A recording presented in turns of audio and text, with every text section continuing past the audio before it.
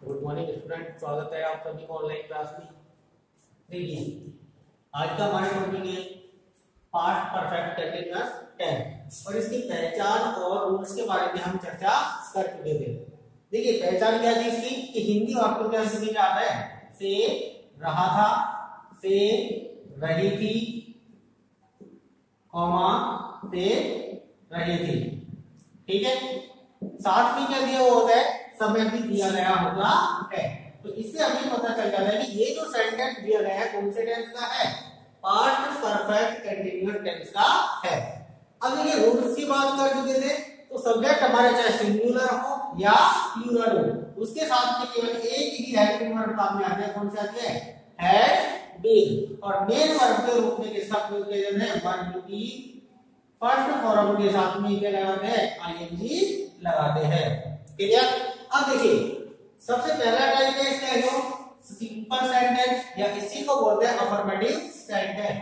तो इसकी जो स्ट्रक्चर बनेगी क्या बनेगी, सबसे पहले सब्जेक्ट, उसके बाद में हेल्पिंग वर्ब क्या आएगा, हैड बीन, उसके बाद में रखेंगे मेन वर्ब V1 प्लस में आईएनजी, उसके बाद में ऑब्जेक्ट प्लस में सिंस या फॉर, और सिंस या फॉर के बाद में क्या आता है, टाइम देने की समय दिया गया होता है। सबसे लास्ट में ईटीसी, यदि वाक्य में कुछ स्पेस बचा हुआ है तो उसको रख देंगे। अब देखिए पहला एग्जांपल दिया गया है, वह 2 घंटे से स्टेज पर गाना गा रही थी। देखिए कैसे बनेगा, पहला एग्जांपल सब्जेक्ट क्या है इसमें, वह, तो यहां लिखेंगे सी। ठीक है, उसके बाद में हेल्पिंग वर्ब लगा लिए। अब देखिए सब्जेक्ट कोई सा भी हो, हमको क्या लगा रहे हैं, हेल्पिंग वर्ब केवल एक ही आएगी, हैड बीन, तो यहां पे लिखेंगे हैड बीन। इसके बाद में मेन वर्ब अर्थात कौन सा कार्य किया जा रहा है, तो कौन सा कार्य कर रही हो, गाने का कार्य कर रही है, और गाने को बोलते हैं सिंगिंग, SING। इसमें आईएनजी वाली फॉर्म लगा देते हैं, तो ये क्या हो जाएगा, सिंगिंग। अब क्या गा रही है, गाना, तो यहां लिखेंगे सॉन्ग। ठीक है, स्टेज पर, तो इसके लिए आ जाएगा कौन सा वर्ड, ऑन द स्टेज। अब देखिए सेंटेंस में क्या बच गया, 2 घंटे से। अब ये एक निश्चित समय है या अनिश्चित समय है, तो मैंने कल आप लोगों को बताया किस तरह का यदि समय दिया गया हो, 2 घंटे से, 5 घंटे से, ठीक है, या 10 वर्ष से, तो वो क्या आता है, एक अनिश्चित समय के अंतर्गत आता है।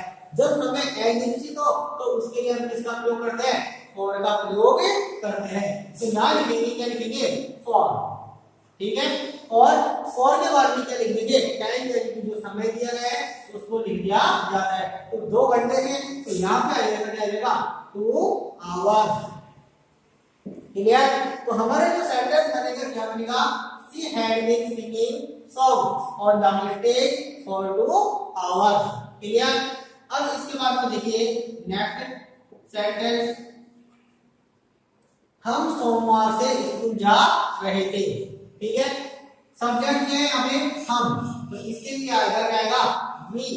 ठीक है, उसके बाद में हेल्पिंग वर्ब कौन सी बनेगी, हैड बीन। इसके बाद में रखेंगे मेन वर्ब, कौन सा कार्य कर रहे हैं, जाने का कार्य कर रहे हैं। ठीक है, तो जाने को बोलते हैं गो, और इसके साथ में क्या लगा देंगे, आईएनजी की फॉर्म, तो ये क्या हो जाएगा, गोइंग। तो मेन वर्ब के रूप में यहाँ पे क्या आ जाएगा, गोइंग। अब कहां पर जा रहे थे, स्कूल जा रहे थे, तो टू प्रीपोजिशन का प्रयोग यहाँ पे करते हैं, टू स्कूल। क्लियर है। अब बच गए यहाँ पे क्या, सोमवार से। ठीक है, तो ये क्या है, एक समय दिया गया है। अब कैसा समय, यदि कोई भी डेज नेम दिए गए हो, यानी कि सप्ताह के नाम दिए गए हो, तो उनसे पहले ही किसका प्रयोग किया जाता है, सिंस का प्रयोग किया जाता है। तो यहाँ लिखेंगे ये एक निश्चित समय, और इसके लिए क्या आएगा, सिंस, और उसके बाद में क्या आएगा, सिंस मंडे। क्लियर। तो ये जो सेंटेंस बन जाएगा, we had been going to school since Monday. ठीक है, इसके बाद में अगला टाइप है सेंटेंस का, अगला सेंटेंस है, साहिल सोमवार से कठिन परिश्रम कर रहा था। देखिए सब्जेक्ट है साहिल, तो ये क्या है, एक नाम है। ठीक है, सिंगुलर फॉर्म में तो क्या आ जाएगा, हेल्पिंग वर्ब कौन सी लगेगी, हैड बीन। क्या आ जाएगा, हैड बीन। क्लियर है। अब इसके बाद में मेन वर्ब कौन सा कार्य कर रहा है, वो कठिन परिश्रम कर रहा था। ठीक है, तो क्या बनेगा, साहिद हैड बीन। अब देखिए कठिन परिश्रम करना इसको बोलते हैं वर्किंग हार्ड, इसका अर्थ होता है कठिन परिश्रम करना। तो यहाँ लिखेंगे वर्किंग हार्ड। हार्ड का अर्थ होता है कठिन और परिश्रम करना यानी कि कार्य करना, तो उसके लिए कौन सा वर्ड लगाएंगे, वर्क। और वर्क के साथ में क्या लगा देंगे, आईएनजी लगा देंगे। ठीक है, अब यहाँ पे सेंटेंस में केवल क्या बच गया, समय बच गया। तो देखिए सोमवार से, अभी हमने ऊपर वाले सेंटेंस में पढ़ा था मंडे, तो कैसा है ये, एक निश्चित समय है और निश्चित समय के साथ में हमेशा किसका प्रयोग करेंगे, सिंस का प्रयोग करेंगे। तो यहाँ पे क्या आ जाएगा, सिंस और उसके बाद में डे नेम क्या आ जाएगा, मंडे। क्लियर। तो ये सेंटेंस क्या बन जाएगा, Sahid had been working hard since Monday. Clear है। तो ये जो सेंटेंस है सिंपल सेंटेंस के इस तरीके से बनेंगे। उसके बाद में सेंटेंस का अगला टाइप आता है नेगेटिव सेंटेंस। देखिए नेगेटिव सेंटेंस और सिंपल सेंटेंस में जो डिफरेंस है वो केवल किसका है कि नेगेटिव सेंटेंस में हम हेल्पिंग वर्ब के बाद में किसका प्रयोग करते हैं, नॉट का प्रयोग करते हैं। तो दोनों में क्या इतना ही डिफरेंस है कि इसमें हमें किसका प्रयोग करना है, नॉट का प्रयोग करना है। इसकी जो स्ट्रक्चर बनेगी क्या बनेगी, सबसे पहले लिखेंगे सब्जेक्ट, उसके बाद में है प्लस में नॉट, और नॉट के बाद में क्या लगाना है, बीन शब्द लगाना है। ठीक है, अगर आप इसे ऐसे लिख दोगे हैड बीन प्लस में नॉट, तो ये क्या हो जाएगा, गलत हो जाएगा। क्या हो जाएगा, गलत। तो ध्यान रखना है हमेशा किसके बाद में, हैड के बाद में क्या लगाना है, नॉट लगाना है, और बीन शब्द को इसके बाद में लिखना है। क्लियर है। उसके बाद में मेन वर्ब V1 प्लस में आईएनजी वाली कॉर्ड, फिर ऑब्जेक्ट और उसके बाद में सिंस या फॉर, और सिंस या फॉर के बाद में क्या समय दिया जाता है, तो यहाँ लिख देंगे समय को, और सबसे लास्ट में ईटीसी। यदि वाक्य में कुछ स्पेस बचा हुआ है तो उसको लिख दिया जाता है। अब देखिए सबसे पहला एग्जांपल दिया गया है, इसलिए जो क्या है, तुम अपना पाठ सुबह से याद नहीं कर रहे थे। तो बताइए देखिए कैसे बनेगा। जो सबसे पहले हमें आवश्यकता होगी किसकी, सब्जेक्ट की। किसकी, सब्जेक्ट की। तो देखिए सबसे पहले लिखेंगे सब्जेक्ट, और सब्जेक्ट क्या है इसमें, तुम, तो इसके लिए कौन सा वर्ड आएगा, यू। क्लियर। अब उसके बाद में क्या लिखना है, हेल्पिंग वर्ब। अब यहाँ पे देखिए सब्जेक्ट चाहे सिंगुलर हो या प्लूरल हो, दोनों के साथ में एक ही हेल्पिंग वर्ब काम में आ रही है, कौन सी, हैड बीन। ठीक है, तो हम यहाँ पे लिखेंगे, क्या लिखेंगे, हैड। नेगेटिव सेंटेंस है, नहीं शब्द दिया गया है वाक्य में, तो हम क्या लगा देंगे, हैड के बाद में किसका प्रयोग करेंगे, नॉट का प्रयोग करेंगे, और नॉट के तुरंत बाद में बीन शब्द को लिखेंगे। ठीक है। अब उसके बाद देखिए क्या, V1 प्लस में आईएनजी, यानी कि वर्ब की मेन फॉर्म कौन सी आएगी, V1 प्लस में आईएनजी, अर्थात कौन सा कार्य करना, तो याद करने का। तो याद करने को बोलते हैं लर्न। ठीक है, और इसमें क्या लगा देंगे, आईएनजी वाली फॉर्म लगा देंगे, तो यहाँ पे आईएनजी लिख देते हैं, क्या बन जाएगा, लर्निंग। अब क्या याद कर रहा था, अपना पाठ। ठीक है, तो अपना पाठ के लिए आ जाएगा योर लेसन।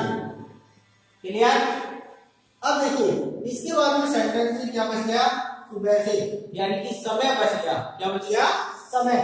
तो अब यहाँ पे जो क्या दिया गया, सुबह से, ये कैसा समय है, एक निश्चित समय है, तो निश्चित समय के साथ में हम किसका प्रयोग करते हैं, सिंस का प्रयोग करते हैं।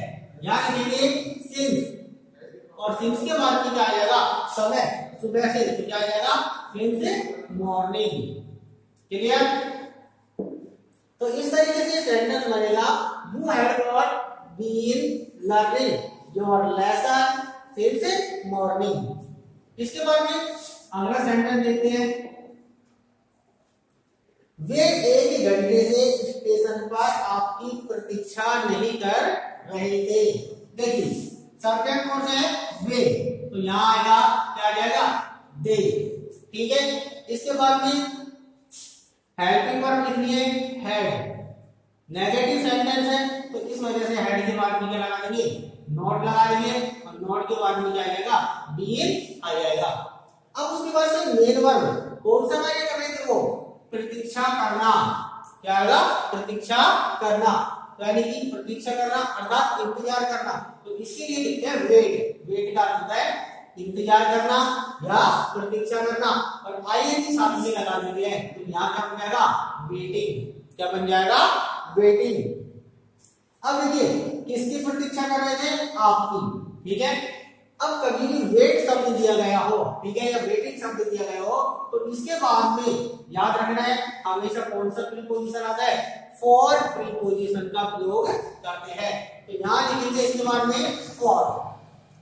ठीक है, इसका अर्थ होता है के लिए, कि आपके लिए क्या कर रहे थे, प्रतीक्षा कर रहे थे। तो यहां लिखा वेटिंग फॉर यू। क्लियर। अब कौन सी जगह पर, स्टेशन पर, तो यहां जाएगा एट द स्टेशन। अब वाक्य में इसके बाद में क्या बच जाता है, एक घंटे से, यानी कि समय बच गया।